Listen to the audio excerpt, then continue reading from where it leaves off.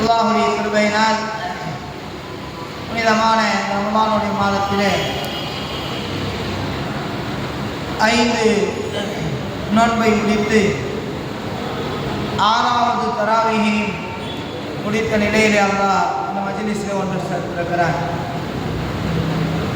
அல்லாஹுடைய கிருபையினால் இன்றைய தினம் ஓதப்பட்ட 160வது வசனத்தினுடைய ஒரு இறை நம்பிக்கையாளர் எப்படியெல்லாம் ஆசைப்பட வேண்டும் என்கின்ற தூண்டுதலை ஏற்படுத்துவதாக 160வது வசனம் அமைந்திருக்கிறது. அல்லாஹ் அது குறித்து சொல்லும் பொழுது, மஞ்சாபில் ஹசனதி பலவு அஷ்வன் சாலிஹா,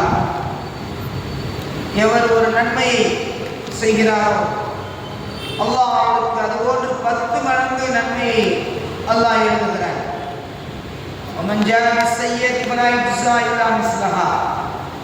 எவர் ஒரு தீமையை செய்வாரோ அவருக்கு ஒரு தீமைக்கு ஒரே ஒரு தீமை மட்டுமே அவருக்கு பாவமாக எழுதப்படும் என்று அல்லாஹ் இந்த வசனத்திலே தெளிவுபடுத்தி காட்டுகிறார்.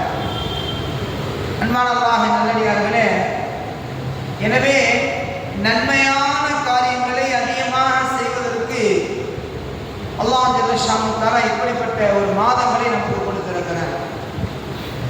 ரசூலுல்லாஹி ஸல்லல்லாஹு அலைஹி வஸல்லம் சொன்னார்கள், அல்லாஹ் ஜல்லஷானஹு தஆலா நன்மைகள் தீமை இந்த இரண்டையும் இந்த மனிதனுக்கு இன்னதான் என நிர்ணயித்து எழுதிவிட்டார். அதில் எந்த மாற்று கருத்தும் இல்லை. பிறகு அந்த நன்மை தீமை எது என்பதையும் அல்லாஹ் பிரித்து அறிவித்து விட்டார். அதாவது ஒரு மனிதர் ஒரு நன்மையான காரியத்தை செய்ய வேண்டும் என்று உள்ளத்தில் நாடினாலே போதும், அல்லாஹ் என்ன செஞ்சான், அதுக்குண்டான கூலி எழுதுகிறான். அதே போன்று ஒரு மனிதர் ஒரு பாவத்தை செய்ய வேண்டும் என்று அவர் பாவத்தை செய்யல, ஆனால் உள்ளத்தால நாடி விட்டாலே அவருக்கு அந்த பாவத்துக்கு உண்டான கூலி எழுதப்படுகிறது. அதனால்தான் நன்மையான காரியத்தை செய்ய வேண்டும் என்று இந்த வசனம் நமக்கு அறிவுறுத்துகிறது. இன்றைய தினம் ஓதப்பட்ட தராவியில சூரத்துல் அன்ஆம் என்று சொல்லக்கூடிய அத்தியாயம் முழுவதும் ஓதப்பட்டது. அதில் 160வது வசனத்தில் அல்லாஹ் இப்படி சொல்கிறான், மஞ்சாபில் ஹசனத்தி ஃபலஹு அஷ்வன் சாலிஹா, யார் அல்லாஹ்வுக்காக ஒரு நன்மை செய்தால் அவருக்கு என்ன செய்யப்படும், அதுபோன்று 10 மடங்கு கூலியை உயர்த்தி தரப்படும். முதலிலே ஒரு நன்மையை செய்ய வேண்டும் என்று நல்ல எண்ணம் ஒரு மனிதனுடைய உள்ளத்தில் இருக்க வேண்டும், எந்த செயலை செய்தாலும். ஏனென்றால் செய்ய ஒரு மனிதன் செய்யவில்லை என்றாலும் கூட அவனுக்கு நன்மை எழுதப்படுகிறது. உதாரணம், பெருமானார் ஸல்லல்லாஹு அலைஹி வஸல்லம் அவர்கள் சொல்வார்கள், ஒரு அடியான் என்ன செய்யற, தஹஜ்ஜத் தொழுகணும் நியத் வைக்கிற, தஹஜ்ஜத் தொழுகணும் நியத் வைக்கிற, நியத் வச்சுட்டு படுத்து தூங்கிற, என்ன இல்லை தஹஜ்ஜத் அவரால் தொழ முடியல, எழுந்து தொழுது விட்டால் ரசூலுல்லாஹ் சொல்றாங்க அதற்குண்டான கூலி, நியத் வச்சதுக்கான கூலி, அதற்குண்டான கூலி முழுமையாக எழுதப்படும். அப்படி அவர் என்ன செய்யல, தொழுக முடியல, தூங்கிட்டாருன்னு சொன்னா நியத் வச்சதுக்கு உண்டான கூலி அவருக்கு உண்டு. தொழாமல் இருந்ததற்காக அவர் சதகா செய்த நன்மை இருக்கிறது என்று ரசூலுல்லாஹி ஸல்லல்லாஹு அலைஹி வஸல்லம் சொல்றாங்க. ஏன் ஆர்வம் உள்ளத்துல ஆர்வம் இருந்துச்சு, தஹஜ்ஜத் தொழு நியத் வச்சார், இன்னைக்கு என்ன செய்யல முடியல, தூங்கிட்டார், தூக்கம் வகிச்சிருச்சு. அதனால அந்த நியத் வச்சாரு பாரு, அந்த நியத்துக்கு உண்டான கூலி அல்லாஹ் முழுமையாக எழுதுகிறான் என்று பெருமானார் ஸல்லல்லாஹு அலைஹி வஸல்லம் அவர்கள் சொல்லக்கூடிய செய்தியை பார்க்க முடிகிறது. அருமையானவர்கள், இந்த இடத்துல அல்லாஹ் எதை பார்க்கிறார் என்று சொன்னால், உள்ளத்திலே அந்த எண்ணத்தை, அந்த நியத்தை அல்லாஹ் பார்க்கிறான். பனி இஸ்ரவேல் காலத்துல ஒரு மனிதர் வாழ்ந்தார். பனி இஸ்ரவேல் காலத்துல உள்ள மக்களுக்கெல்லாம் நல்லா நீண்ட ஆயுளை கொடுத்திருந்தார், நீண்ட நெடிய காலம் வாழ்வாங்க. அப்போ ஒருத்தர் என்ன செஞ்சாரு, மணல் பங்கான ஒரு இடத்த நோக்கி நடந்து போய் போயிட்டு இருக்காரு. அப்படி போயிட்டு இருக்கும் போதே அவருடைய உள்ளத்துல நினைக்கிறாரு, இப்படி நம்ம போயிட்டு இருக்கிற இந்த பாதம் முழுவதும் கோதுமை விளைஞ்சா என்ன செய்யலாமே, நம்ம அப்படியே மக்களுக்கு அல்லாஹ்வுடைய பாதையில சதகாவா செஞ்சு நன்மையெல்லாம் சம்பாதிச்சுக்கலாம்னு சொல்லி உள்ளத்துல நினைச்சார். அதே நிலையிலே மௌத்தாவும் போயிட்டார். மௌத்தா போன பிறகு அவருக்கு எங்க காட்டப்படுது, மரணத்திற்கு பிறகு அவருக்கு என்ன செய்யப்படுது, எடுத்து காட்டப்படுது. அதே மணற்பங்கான ஒரு இடம், நிறைய விளைச்சல்கள் நிறைந்த அப்படியே கோதுமை கனிகளா இருக்கு. அதை அப்படியே பார்க்கிறார். பார்த்துட்டு ஆனந்தமா பார்த்துட்டு இருக்கார். அல்லாஹ்வுக்கு நன்றி செலுத்துறார். நம்ம என்ன செஞ்சோம், இதை நம்ம ஹயாத்தா இருக்கும் பொழுதே அல்லாஹ்வுடைய பாதையில் செலவு செய்யணுமே நம்ம நியத்து வச்சோமே அப்படின்னு சொல்லி எங்க நினைக்கிறார், மௌத்துக்கு பின்னாடி நினைக்கிறார். அல்லாஹ் என்ன செய்யறான், அவர் எண்ணத்துக்கு தகுந்த மாதிரி அந்த இடம் முழுவதும் அல்லாஹ் கோதுமை நிறைந்த இடங்களா மாத்திட்டான். அவர் எண்ணத்துக்கு போன்று எண்ணத்தில் எதை நினைத்தாரோ அல்லாஹ்வுடைய பாதையில் செலவு செய்ய நினைச்சார்ல, அதுக்கு உண்டான கூலி அல்லாஹ் எழுதுறது மட்டும் இல்லை, அவருக்கு அல்லாஹ் சொல்லி காட்டுறான், இதோ பார், நீ காண்பதெல்லாம் நீ நினைத்தது அல்லாஹ்வுடைய பாதையில் செலவு செய்யணும்னு நினைச்சு பத்தியா, அதுதான் இது அப்படின்னு சொல்லி அல்லாஹ் அவருக்கு அந்த இடத்தினுடைய முழுமையும் அல்லாஹ்வுடைய பாதையில் சதகா செஞ்ச நன்மை அல்லாஹ் என்ன சொன்னாங்க.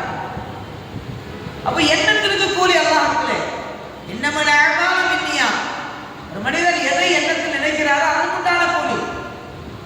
நல்ல எண்ணம் நினைச்சா நல்லது, கெட்ட எண்ணம் நினைச்சா கெட்டது.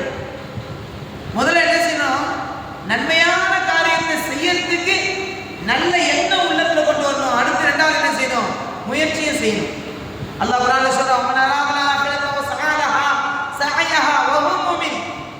நம்பிக்கை கொண்ட நிலையில மறுமையை விரும்பி அத்தகைய அதற்காக முயற்சி செய்யக்கூடியவர்கள், அந்த முயற்சிக்கு அவள் கூலி இருக்கிறது என்று அல்லாஹ் குர்ஆன்ல சொல்லி காட்டுறான். அவருக்காக கூலி மட்டும் இல்லை, அவருக்கு நன்றி செலுத்துவதும் அவருக்கு இருக்கு அல்லாஹ் குர்ஆன்ல சொல்லி காட்டுறான். அருமையான அல்லாஹ் நல்லடியார்களே, நம்ம யோசிச்சு பார்க்கணும்.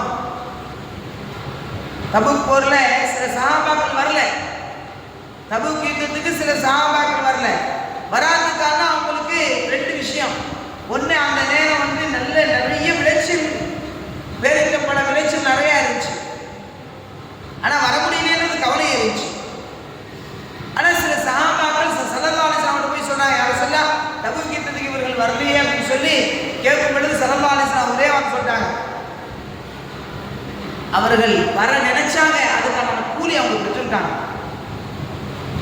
அவங்களால வர முடியல, ஆனா அதுக்கான கூலி என்ன செஞ்சாங்க, பெற்றுக்கிட்டாங்கன்னு சொல்லி ஸல்லல்லாஹு அலைஹி வஸல்லம் ஆறுதலான வார்த்தை சொல்லுவாங்க.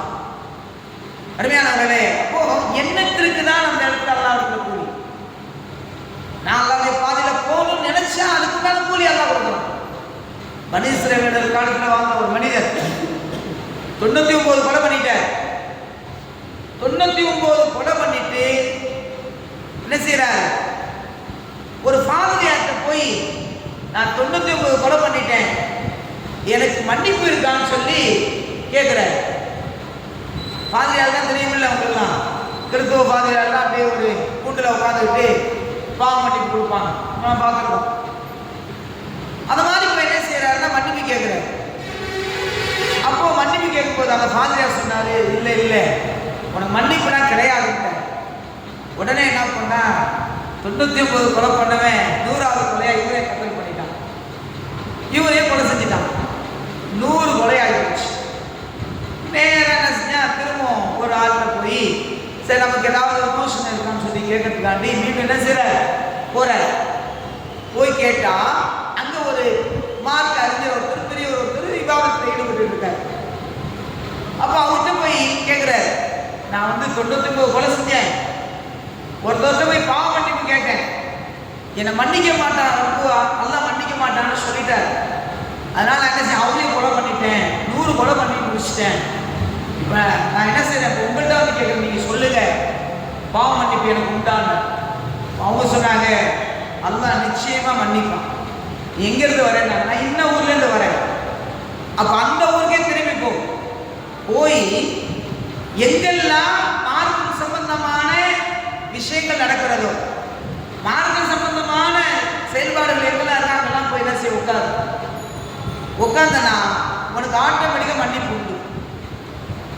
அதே மாதிரி போனாரு, உட்கார்ந்தாரு, தான் செஞ்ச 99 கொலைய இந்த ஃபாமிலியார சேர்த்து 100 கொலைய நினைச்சு அல்லாஹ்கிட்ட வருந்தினாரு, துஆ செஞ்சாரு, அல்லாஹ்கிட்ட பாவ மன்னிப்பு தேடினார். திடீர்னு மௌத்து வந்துருச்சு, மௌத்தா போயிட்டார். மௌத்தா போன உடனே மலக்குல் மௌத்து அவருக்கும் ரஹ்மத்தை எடுத்து வருவாரு. அந்த மலக்கு 2 பேருக்கு இவருடைய உயிரை கைப்பற்றக்கூடிய விஷயத்துல வாக்குவாதம். ஏன்? மலக்குல் மௌத்துடைய கான்செப்ட் இவர் ஒரு பாவி, 99 கொலை செஞ்ச 100 கொலை செஞ்ச பாவி. ஆனா ரஹ்மத்துடைய மலக்குடைய கான்செப்ட் என்னன்னா ஒரு நன்மை செஞ்ச ஒரு நல்லடியார். என்ன செய்யறது? இவருடைய உயிரை எப்படி கைப்பற்றுறது? அவர் சொல்றாரு நான் பாவி லிஸ்ட்ல எழுதுவேன். யாரே மலக்குல் மௌத். ரஹ்மத்துடைய மலக்கு சொல்றாரு இல்ல நான் நல்ல ஒரு லிஸ்ட்ல தான் எழுதுவேன் அப்படின்னு சொல்லி அவர் சொல்றாரு. 2 பேருக்கு மத்தியில கடைசியா முடிவு என்ன பண்றாங்கன்னா அல்லாஹ்கிட்ட போய் சொல்லுவோம், அல்லாஹ்கிட்ட போய் கேட்போம், அவன் என்ன சொல்றான் தீர்ப்பு செய்வோம். அல்லாஹ் என்ன செஞ்சான்? இவருடைய நன்மையும் இவர் கொலை செஞ்சது என்ன செய்யுங்க, தராசத்தை எடை போட்டு பாருங்க, நிறுத்து பாருங்க, எது கணத்தால் மிகைத்து இருக்கிறதோ அதை மட்டும் திரும்ப செஞ்சது. அப்போ என்ன செய்யப்பட்டுச்சு? ஒரு மனிதன் திருந்தணும் நியத்து வச்சான், செஞ்சதெல்லாம் பாவம். கொலை என்பது அநீதமான கொலை செய்வது பெரும்பாவத்தில் உண்டு. செஞ்சது பாவம் தான், தப்பு, அந்த மாற்று கருத்து இல்லை. ஆனால் அதை விட அந்த தௌபா செஞ்சு தன்னை நல்லவனா காட்டிக்கிட்டான் பாரு, நல்லவனா தன்னை திருத்திக்கிட்டான் பாரு, அது மிகைச்சிருச்சு. எடை போட்டு பார்த்தாங்க, நன்மை கட்டு கலந்தால் தாழ்ந்துருச்சு, பாவம் செஞ்சது குறைஞ்சு போச்சு. அப்போ அல்லாஹ் என்ன செஞ்சான்? உயிரை கைப்பற்றி நல்ல ஒரு விஷயம் சேர்ந்து சொல்லிட்டான், தீர்ப்பு செஞ்சான். என்னது தானே போலி நான் திரும்பணும்னு நினைச்சேன், பாவத்தை விட்டு வெளியே வரணும்னு நான் நினைச்சேன். அல்லாஹ் என்ன செஞ்சான்? ஹிதாயத்தை கொடுத்தான், நன்மை செஞ்சேன், அல்லாஹ் என்ன செஞ்சான்? அதுக்கு நான் கூலியை கொடுத்தான். அருமையானவர்களே, அப்போ நன்மை எண்ணத்தை பொறுத்து தான் நன்மை. நல்ல நியத்து வச்சு நல்ல எண்ணம் அமல் செய்யணும், ஆர்வத்தை ஏற்படுத்துன்னு சொன்னா அதுக்குண்டான கூலி. அதைத்தான் இந்த வசனம் சுட்டி காட்டுகிறது. அல்லாஹ்வுக்காக நீங்கள் அல்லாஹ்வுடைய பாதையில ₹1 தர்மம் செய்தாலும் நல்ல எண்ணத்தோடு செய்தால் அந்த எண்ணத்திற்கு உண்டான கூலி அல்லாஹ் 10 மடங்கு உயர்த்துகிறான்.